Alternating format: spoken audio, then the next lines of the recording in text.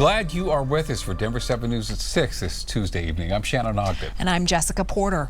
Water testing halted after failures within the Colorado Department of Public Health and Environment. And tonight we are following up on the fallout after two state chemists are accused of manipulating water testing data. Denver 7 Investigates was the first to report late last year that a lab chemist appeared to have intentionally altered data since 2020. And CDPHE leaders tonight insist there is no threat to the public. Chief investigative reporter Tony Kowaleski sat down with the state's chief medical officer to get answers into how this could happen and what's next for the department.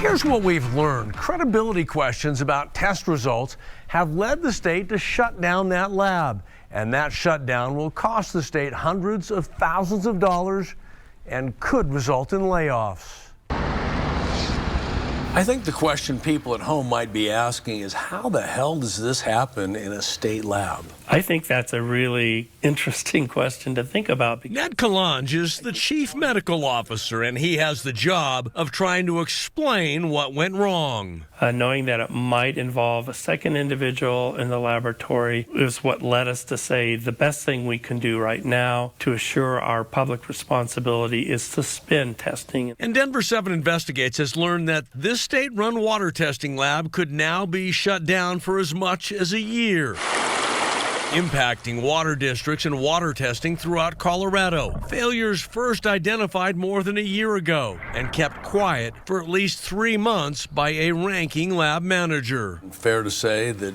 that director worked to keep this quiet? I can't comment on that. All I know is that person did not bring the information to the lab director's attention. That decision delayed the state's ability to investigate and respond to finding that at the time, one lab employee was taking shortcuts that compromised and brought into question testing for 69 different water districts in Colorado. Denver 7 Investigates has now learned that a deputy director has resigned from the state lab. Knowing what you now know, if they didn't resign, would they have been fired? I believe that they would have entered into that process. So how would you assess the decision-making of that deputy director that decided to resign? I would say that was an unfortunate decision to not bring this to the laboratory director's attention. Happy they decided to resign? I can't really comment on that. It's a failure and an investigation that has now languished for more than a year. And the latest developments to shut down the lab could now force the state to lay off chemists who had nothing to do with the test altering that forced the federal regulators with the EPA to step in. You've suspended testing. This lab is fully staffed. What happens to those employees? At this point, unless we reassign them, there aren't additional activities for those individuals to do. Which now means that the state lab could go dark. Water testing for the state sent to other licensed labs, and the state now trying to repair a fractured reputation.